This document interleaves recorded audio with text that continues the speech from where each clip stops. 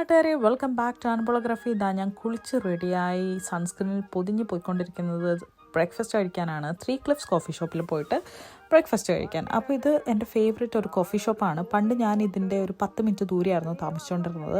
അപ്പോൾ അന്ന് അവിടെ ഉള്ളപ്പോഴേ എൻ്റെ ഫേവറേറ്റ് ആയിട്ടുള്ള 2 ഐറ്റംസാണിത്.